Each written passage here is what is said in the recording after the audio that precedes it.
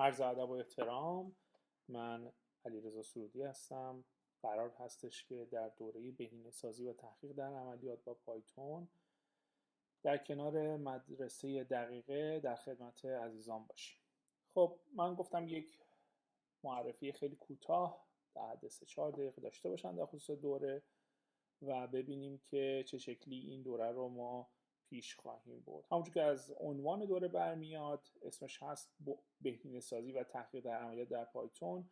ما بحثمون مدل سازی و کد کردن مسائل بهینه‌سازی هست. یعنی چطوری میتونیم از منابعی که محدود هستن بهترین شکل بهره برداری بکنیم و چه شکلی بهتر بگم بتونیم مسائل رو به فرمت ریاضی در بیاریم اول، سپس اینو از طریق کد کردن در پایتون حل بکنیم. بسیار خوب، قبل از اینکه شروع کنم به اینکه دوره رو توضیح بدم یا بحث دیگه‌ای بکنم، از تعداد سوالای پرتکرار خیلی سبز، خیلی زرد و خیلی بنفش رو من انتخاب کردم که خدمت عزیزان پاسخ بدم و بریم ببینیم این پرسش ها چی هستن. یکی از اولین سوالایی که همیشه از ما میپرسن اینه که آیا ما برای اینکه این دوره رو شروع بکنیم یا اصلا متخصص بهینه‌سازی باشیم آیا لازم پایتون بلد باشیم؟ جواب بدیهی و اولیه‌اش این است که خیر. آیا اگر بلد باشیم به شما کمک میکنه؟ 100% به شما کمک میکنه. ولی ما سعیمون این هستش که تمام مواردی که نیاز هست برای شروع دوره و در حین دوره اینها رو خدمتتون آموزش بدیم و مشکلی وجود نداشته باشه. تنها لازمش این است که شما علاقه‌مند باشین و در واقع مباحث رو دنبال بکنید و تمرین بکنید. هر گونه تجربه کدنویسی که شما داشته باشید، حالا تو سی باشه، تو پایتون باشه، جاوا باشه، گمز باشه، مطلب باشه، کمک میکنه به شما. یعنی مفهوم مثلا فرض بفرمایید حلقه توی زبانهای مختلف برنامه‌نویسی تقریبا نزدیک به هم هستش. پایتون هم از این قضیه مستثنا نیستش یا موارد دیگه. حالا سوال دوم که در واقع خیلی پرسیده میشه اینه که این دوره برای چه کسانی مناسب هست؟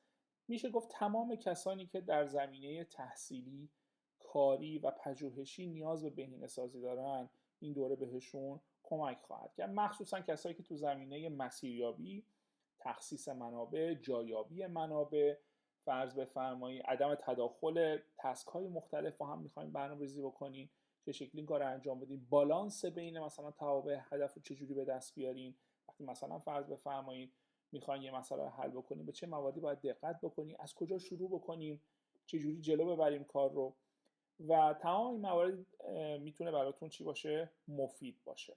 خب اطلاعات دورم که مشخص هست، نحوه برگزاری، زمان برگزاری، گواهی دوره و مواردی از این دست کاملا در وبسایت مدرسه دقیقه در اختیار عزیزان قرار گرفته.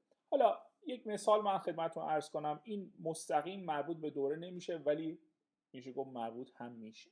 چجوری این مسئله رو شروع بکنیم؟ مثلا فرض بفرمایید شما به عنوان یک کسی که دارین روی موضوعی پژوهش میکنید، یک مقاله پیدا کردید یا حالا از طریق سوپروایزرتون به شما اعلام شده این مقاله رو قراره شما کد بکنید و جلو ببرید.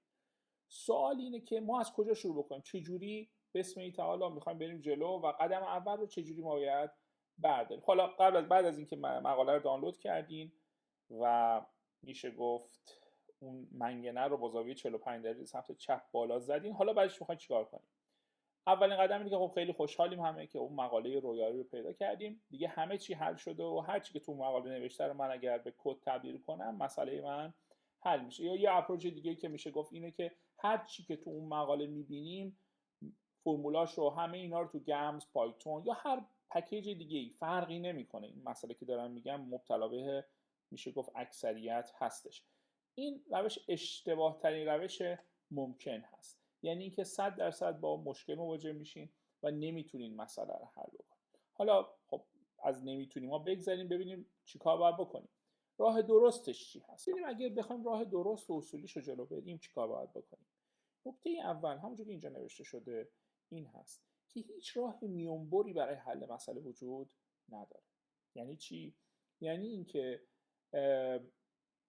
امکانی که شما یه کدی رو جایی رو پیدا بکنید و اینو دانلود بکنید و رام بکنید و دقیقاً همون کد شما باشه، تقریباً از صفر هم کمتره. با اینکه احتمالش از صفر کمتر نمیشه ولی این یک رقم از صفر هم کمتره احتمالش. درست؟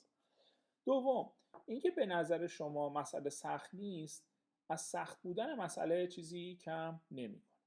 و نکته آخر، به ریاضی نمیشه زور گفت. یعنی چی؟ یعنی زور ریاضی از همه چی چیه؟ بیشتره. وقتی میگیم جبر یعنی چی؟ یعنی همین دیگه.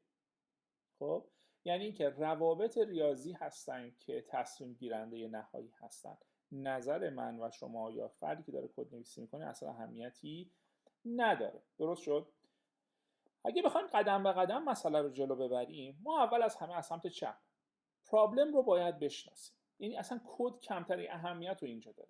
ما باید مسئله رو اول از همه بشناسیم. دوم، مدل بکنیم. می‌بینید یه مدل اونجا وایساده اون وسط و قشنگ میشه گفت زیباترین قسمت حل مسئله اون مدل سازی مسئله است. مدل سازی یعنی چی؟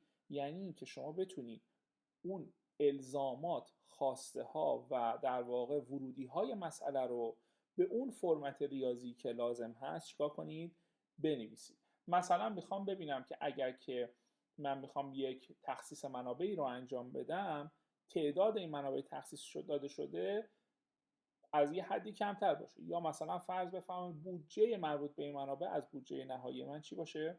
کوچیک‌تر باشه، یا مسائلی از این دست. پس باید اینو به صورت فرمت ریاضی بتونید چیکار بکنید؟ بنویسید.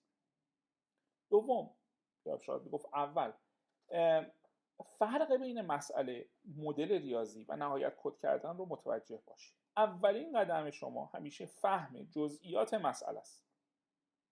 اگه شما جامپ کنید برید انتهای مسیر وایسید و دنبال کد باشید، یه کدی رو بالا پایین بکنید که اصلا نمیدونید چه مسئله‌ای داره حل میکنه، به هیچ جایی نمیرسید.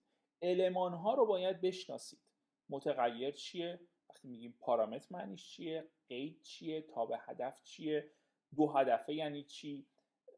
چند سطحی یعنی چی؟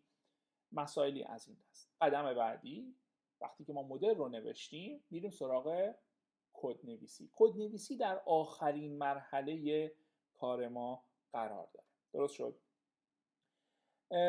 و نکته اصلی که من اینجا خواستم بهش اشاره کنم توی این فرصت کوتاه و سعی میکنیم توی این دوره راجع بهش کار بکنیم، تمرین کنیم، پروژه حل کنیم با هم دیگه، این هستش که شما باید همیشه به جای اینکه از در واقع مسئله اصلی شروع بکنین، از یه پروتوتایپ باید استفاده بکنین و شروع بکنین. یعنی چی؟ یعنی به جای اینکه بریم اون شیر درنده رو اول مهار بکنین، باید یه شیر کوچولویی درست بکنین که همه فانکشنالیتی های اون شیر بزرگه رو داشته باشه، فقط ابعادش کوچیک‌تره. این به شما چی رو یاد میده؟ این به شما اینو یاد میده که اگر جایش مشکل داره، اگر جایش در واقع اونجوری که باید کار نمیکنه، متوجه بشین ایراد کار شما از کجاست. و بعد آروم آروم وقتی مشکلات اون شیر کوچیک رو حل کردید، بعد برید سراغ این که اینو بزرگ بکنید و سختش بکنید. اگر از سمت چپ برید به راست، به مشکل برمیخوره. باید از راست برید به چپ. واضحه؟ این از این. و نهایتا من اگه بخوام توضیح بدم که روش ما در این دوره آموزشی چیه، اینه که ما چند تا المان رو معرفی میکنیم و اینا رو به هم دیگه چیکار میکنیم؟ وصل میکنیم. حالا اون المان‌ها چی ان؟ داده های مسئله است. من اگر داده مسئله رو به من بدن، اولا من اینو چجوری میتونم بخونم؟ حالا از طریق اکسل هست یا هر مسئله دیگه‌ای که هست، چجوری میتونم اینو بخونم؟ به یه فرمت بندی درست اینو من باید برسمش که حالا من وقتی ساختار داده رو بدونم چه شکلی ازش استفاده کنم توی مدلم. دوم، صورت بندی یا مدل سازی مسئله است. یعنی از نظر ریاضی چه فرمولاسیونی مسئله من رو داره توصیف میکنه. قدم بعدی، پیاده سازیش میکنیم توی یکی از پکیج‌های بینه‌سازی پایتون. درست؟ و ازش رام میگیریم. خب نکته بعدی، سعی میکنیم که خروجی ها رو یه شکلی ازش بکشیم به صورت تصویری، ما بتونیم ببینیم که در واقع داره چی کار میکنه. چون دقت بفرمایید یکی از مزیت‌های بزرگ پایتون چیه؟ اینه که وقتی شما توش کد نویسی انجام میدید، میتونید به بقیه پکیجاش هم چیکار کنید؟ دسترسی پیدا کنید. یعنی اگه کار دیتا آنالیسیس انجام میدید، میتونید به پکیج های مثلا ویژوالایزیشن دسترسی داشته باشین، پکیج های خوندن نوشتن دیتا دسترسی داشته باشین، میتونید ارتباطش رو با در واقع دیتابیس های مختلف فراهم بکنید. و نکته آخر که شاید مهمترین نکته در واقع این دوره باشه، اینه که سعی میکنیم، همه اینا که ما سعی میکنیم با کمک شما در واقع به این نکته برسیم که شما به عنوان کسی که حرفه‌ای میخواین این کار رو یاد بگیرین، اینه که چجوری با خطاهای کد مواجه بشید. شما در طول دوره خواهید دید که کسی که کارش هم همین هست قطعا وقتی کدش رو دکمه ران رو میزنه با خطا مواجه میشه. حالا اینکه شما یاد بگیرید چجوری این خطا رو بخونید، بفهمید چی ممکنه باعث این خطا شده و اگرم جوابش رو نمیدونید چجوری سعی کنید و یادش بگیرید نحوه پیدا کردن جواب درست برای در واقع پاسخ دادن به اون خطایی که اتفاق افتاده. درست شد؟ و این کار رو ما سعی میکنیم با حل مثال انجام بدیم توی این دوره آموزشی. دقت کردیم و امیدوارم که این توضیحات ولو کوتاه مفید باشه و بتونه به شما کمک بکنه که در این راه موفق باشید. امیدوارم که همتون موفق باشین و شما رو به خدا میسپارم.